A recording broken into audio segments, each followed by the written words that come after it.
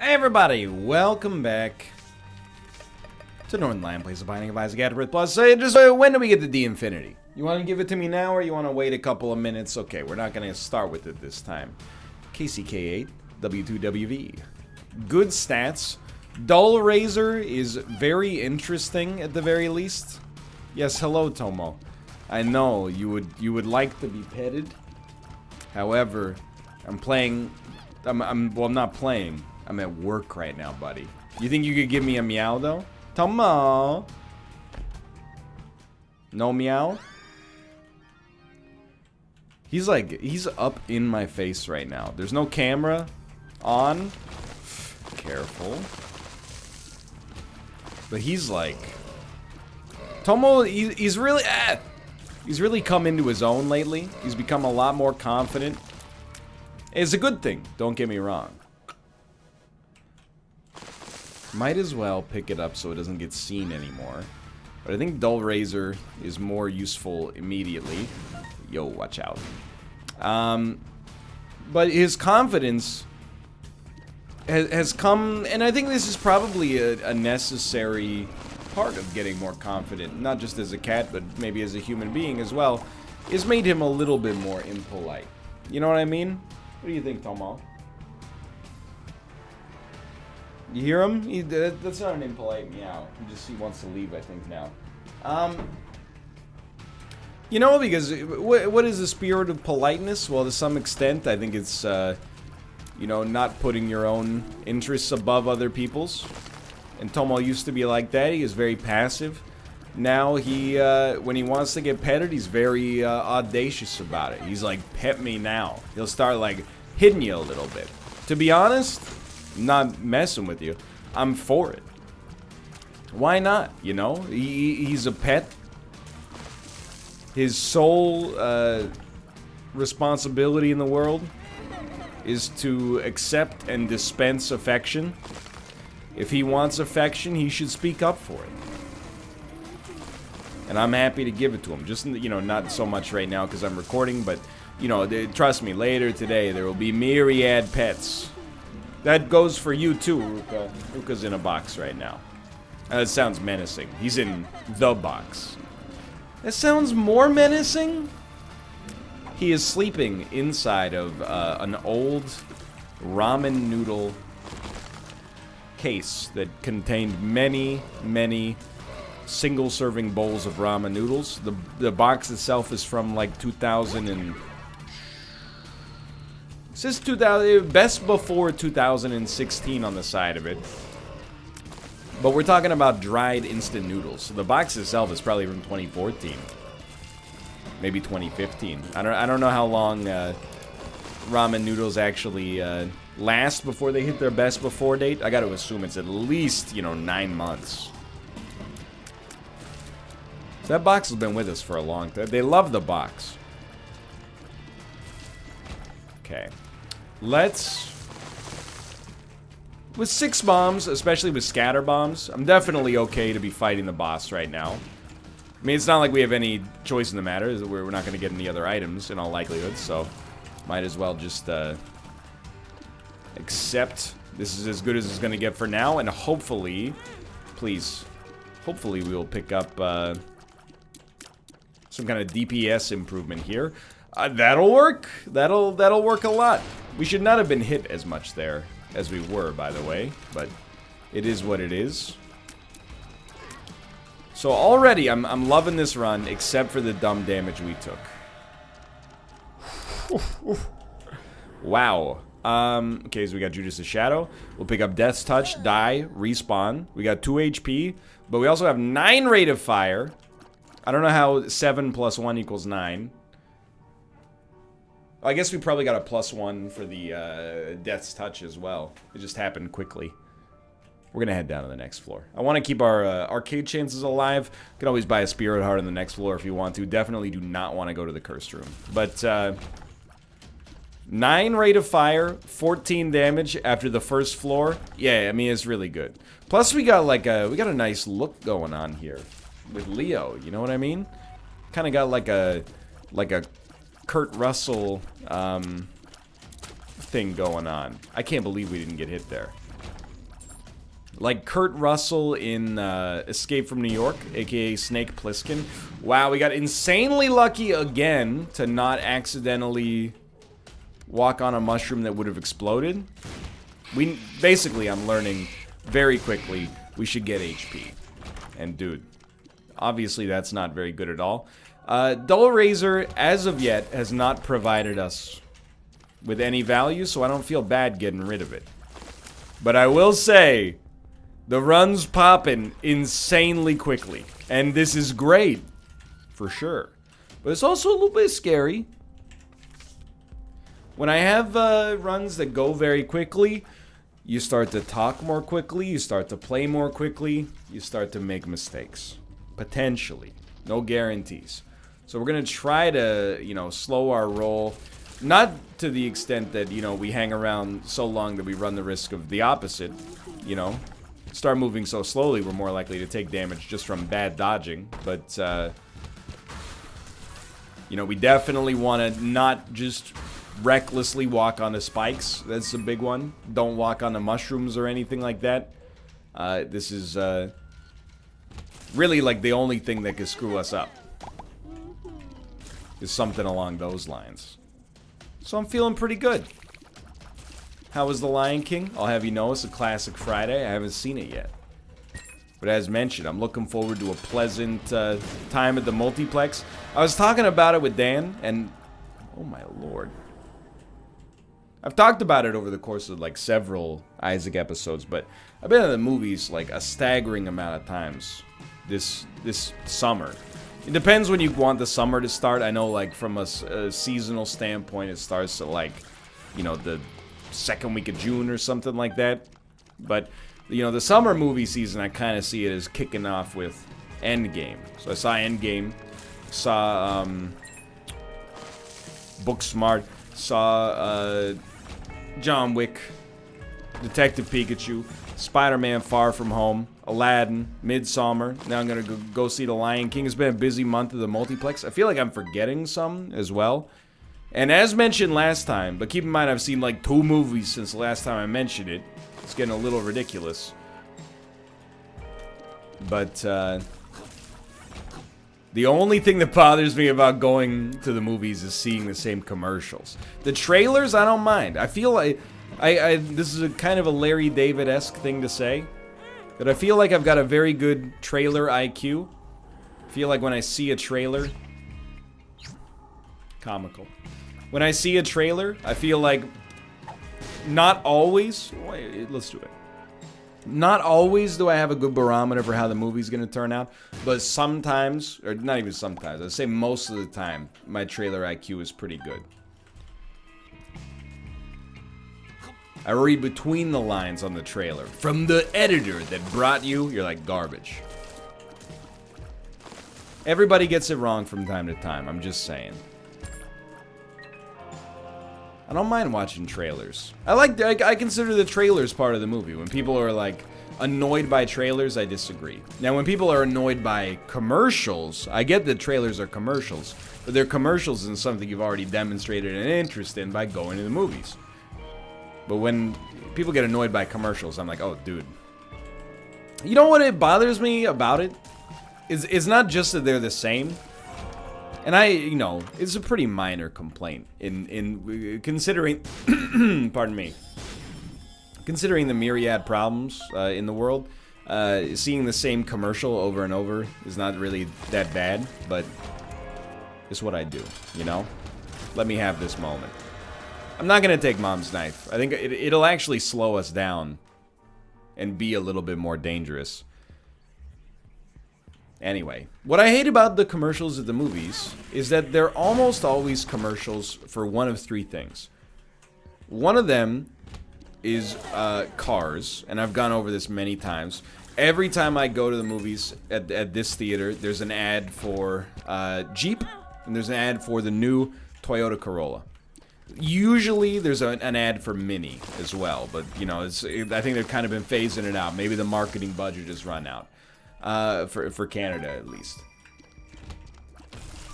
Actually, you know what? There's usually a Honda ad too now. I forgot about that one. There's an ad where like the dog is filming. Anyway, only Canadians will understand this bit. Here's the problem. I already have a car. I don't like it, but I'm not in the market for a new one because they're pretty expensive. Also, the next car I buy is probably going to be fully electric. I'm not saying it's going to be a Tesla, and I'm not saying it's going to be within the next few years, but if I'm shopping for a car in 2024, maybe 2023, and I'm not buying a fully electric car, what happened to the industry? I'm not talking about my industry, I'm talking about the car industry. We should be moving in that direction. Oh, we've already been there, is what I'm trying to say. The other type of ad that's in like exactly the same category for me is ads for banks. Look, I get it, okay? The theater that we go to is, oftentimes at least, is called the Scotiabank Theater. Scotiabank, I don't know, not recently, probably like 10 years ago. It's a bank in Canada.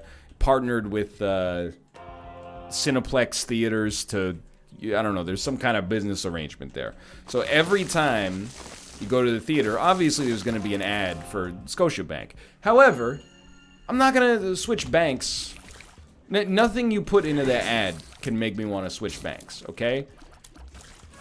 Their most recent ad, I'm not even saying it's a bad bank. I have no reason to believe it's any worse than my existing bank. However, the most recent ad is like, hey, using our new app, you can get approved for a mortgage from the comfort of your own home.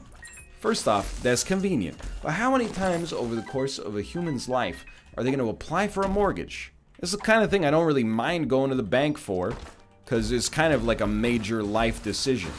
It's not like there's too many people out there that are like, well, I have the money I need to buy a home in Vancouver. The only thing stopping me is getting to that pesky bank. If only they would release an app that allowed you to just get an $800,000 loan from the privilege of your own home. It's the kind of thing I don't mind making a special trip to the bank for. It's a major life event. And then the third type of ad bothers me perhaps the most because it's an ad for the movie theater you're already in. I'm like, I'm already here. I don't think we can actually take it. I mean, I think we could take it, but I think we will get hurt a lot as a result. I don't really want converter. Don't shoot the messenger.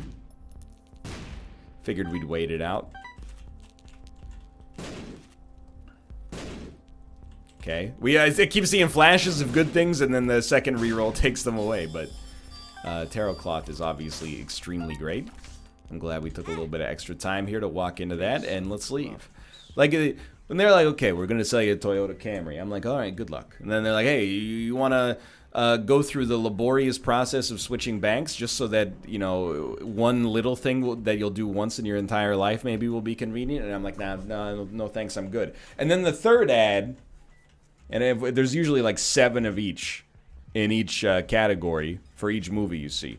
The third type of ad is like, hey, you like the movies? Come to our movie theater. We got great snacks. And you can join our loyalty program. And at some of the theaters, not this one, you can get food like nachos and pulled pork sandwiches delivered right to your seat.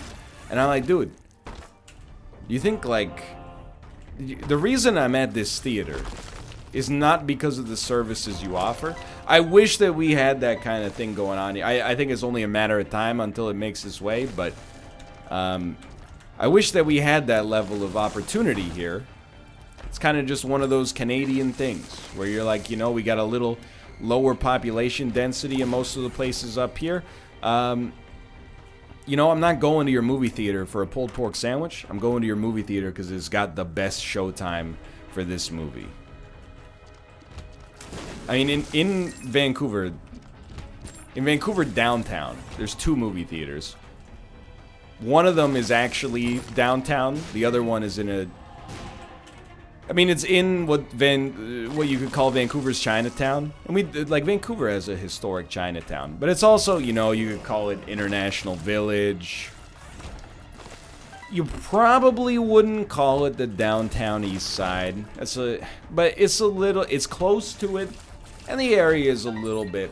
Let me put it this way: when we left, that's where we saw Booksmart, and when we left, my parents were like, At first, they were like, well, we could just, like, walk back to our hotel from here. And I was like, yeah, it's no worries. When they left, they were like, we have to get a taxi. And I was like, all right, I'll call a taxi. And then it took, like, more than 5 minutes to arrive. And they were like, we have to get out of here now.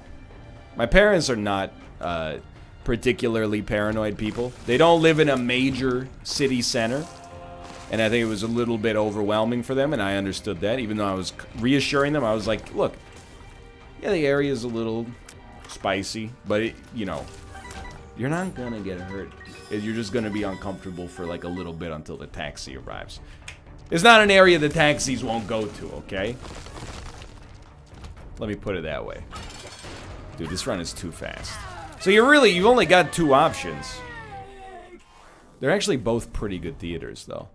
One of the theaters is, you know, they play all the big movies, and then the other one is like, well, we can't possibly compete with that. They play like foreign movies. They play a lot of Chinese and Filipino movies, and you know, that's where I saw Your Name. You know, the anime. It was playing there when it got released in North America. They're doing a Studio Ghibli kind of thing this summer, where you know, once a month they're showing Studio Ghibli movies, which I'm like, dude, I should go, because I've only seen Porco Rosso and Spirited Away, and both of them I was like, these are incredible. I've got to see Princess Mononoke, you know, My Neighbor Totoro, and Kiki's Delivery Service. I mean, actually, you know what? I have seen Howl's Moving Castle as well. That's my least favorite of the 3, although I still thought it was a good movie. But like Spirited Away, I was like, come on, dude, this is like a modern, you know, Alice in Wonderland or something like that. And then Porco Rosso, I was like is a good movie, it's a funny movie, and it also has you know, some meditative themes about war. Anyway, I got away from my original topic of conversation. And of course, there is a 4th type of advertisement, which is advertisements for the beverage known as Coca-Cola. But the one that bothers me the most is advertisements for the movie theater you're already in. It's like, I don't have a choice. You already got me, and I'm already reasonably pleased. In fact, if I have one major complaint, is that you show too many advertisers at the start of the movie. I will say, I get that it's not easy necessarily. People always think it's easy to run like a movie theater because tickets are relatively expensive and snacks have an egregious markup. But then you realize, like, you know, movies are very expensive to make, and the actual distributor ends up collecting most of the box office receipts. You know, the theater itself is more like a location that is basically like a popcorn restaurant.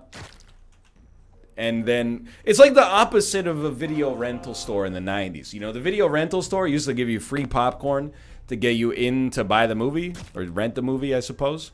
And the movie theater is more like, hey, we'll show you the movie. But the movie is kind of like, we'll let you access the movie for a certain price. But really, we're here to try to upsell you some popcorn, because the profit margin is out of control. It's weird how there's that duality. Now, it's not really like free to see a movie and then you pay for popcorn. I mean, you still have to pay for the movie ticket. You get the idea, though. I get that it's hard, you know. I would never want to run a movie theater. I don't harbor that fantasy to ever own a movie theater. You know, I've seen how they've gone. Independent movie theaters tend not to do that well. And what are you gonna do? You're gonna buy like a Regal chain? This is really that's your dream, is you want to own an AMC franchise movie theater? More power to you, but anyway. The point here is, like, I get it, you know? It's not, you got to squeeze money wherever you can get it. You know, they're big locations, you're paying for air conditioning, you got to pay for the box office receipts themselves, labor, etc., etc. This one's in a very downtown location. I'm sure it's some of the most expensive real estate in downtown Vancouver. But at the same time, I'm like, it's a little, and I say this as somebody who makes his living in advertising, more or less, you know? It's kind of like my job is not really, you know, on a literal level, my job is not to make, you know, videos on YouTube. At least from the YouTube side of things, my job is to provide space for advertisements to go. Is a cynical way to describe it, and luckily, like, it doesn't actually require that I interface with that side of the job at all, but, you know, if I'm gonna call a movie theater a popcorn restaurant, then, you know, we should call it like we see it with respect to me as well. I'm kind of like, I'm like a video billboard in some ways. However, you know, I know this is a little bit of a back in my day bit. Back in my day, there was trailers, and there were movie posters, you know, and that was it. You go to the movies, when the movie's supposed to start, it doesn't start. Instead, they play trailers for, you know, 5 or 6 movies in advance. Then they started introducing the commercials before. And I remember the first time they played commercials at the movies, I was excited. I was like, oh, I've seen these on TV. And plus, there's just something about, like, you know, yeah, you've seen our commercial for Gain laundry detergent, but have you ever seen it on the big screen with Dolby Atmos surround sound technology? And I was like, okay, now the movie doesn't start until like 20 minutes after it's supposed to start. It's getting a little much. And then they started doing the little trivia before the movie, and you're like, oh, that's cool. The trivia gets you in your seats so that you're there for the advertisements. I get it. And then it's not even trivia anymore. Now the trivia is advertisements. It used to be like, you know, hey, you could win a free movie ticket if you're the first in the theater, first place. But now it's like, the questions, I mean, the prizes are awful. The prizes are like, basically, if you win in a huge theater, you get like 25 cents worth of store credit, which is almost insulting. And I say that knowing that it's comical, but also like, I mean, that is kind of insulting. There are like Twitch streamers who, you know, if you win a giveaway in their chat, they'll give you like a $60 game. You're telling me Scotiabank Cineplex has to give out 25 scene points? It's absurd. But anyway, regardless of this, instead of being like, which actor, you know, played Agamemnon in 2004's Troy? And I'm like, Brian Cox. Everybody else is like, oh, I don't know, Robert De Niro. Dummies. Thanks for the scene points. Either way, now it's like, which brand of Pepperidge Farm goldfish crackers are your favorite? Slammin' Ranch, cheesy cheddar, or multigrain? And then if I'm like, I don't know, cheesy cheddar. Wrong, idiot. Zesty Ranch. Now Nathaniel wins the gift certificate.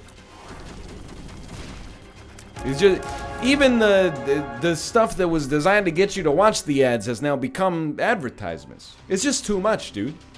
Maybe that's why these people haven't been to the movies in 10 years. You might be saying, NL, you've been talking about the movies for 2 full episodes. You're not wrong, but all I'm going to say in my own defense is that both of these episodes have been about, you know, the length of the time it takes a hummingbird to flap their wings once.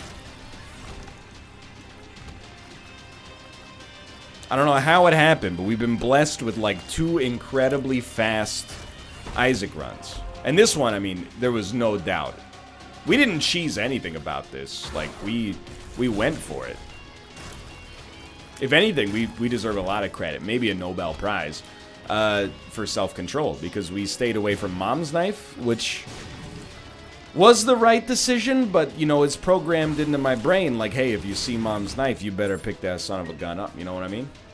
So I feel like, you know, we deserve a little bit of credit for that, at least. Help. Stay still. You're doing fine. I don't know, man. I mean, at the end of the day, I still like going to the movies. It doesn't bother me that much. And I don't really care to minimize the amount of time spent inside of the theater. That doesn't really bother me. But it's just seeing the same ads over and over. I get it. It's like, you know, they're not going to roll over the... I've been in the movie theater 6 times since the middle of June, but what do you expect? And yet, simultaneously, I'm like, come on here. The other insulting advertisement I don't even want to talk about. I get too upset. Want to own the movie you're about to watch? Head online to pick up your Superticket, the best way to own the movie you're about to see. Hey, union voice actor, who is doing this for, you know, to keep food on the table, I'm not mad at you. But I gotta address you because you're the corporate entity here, okay? Hey, buddy, how would I know if I want to see the movie I'm about to watch? I haven't seen it yet. I might hate it. It's like a weird double or nothing gamble that you can take. And there's been movies where I've seen where I've been like, come on. You know, when I see that in front of Endgame, I'm like, let's be honest, I'm gonna end up buying the Endgame Blu-ray. I gotta cry my eyes out. Dun, dun, dun, dun. But we saw Life last year, you know, with Jake Gyllenhaal, Ryan Reynolds. It was like, wanna own the movie you're about to watch? And I was like, I have a feeling going into this that once is probably enough. Anyway, thanks for watching. Hope you guys have enjoyed the episode. If you did, click the like button. It helps out a great deal. Of course, subscribe if you want to see more in the future. For now, thanks for watching. And I'll see you next time. See ya!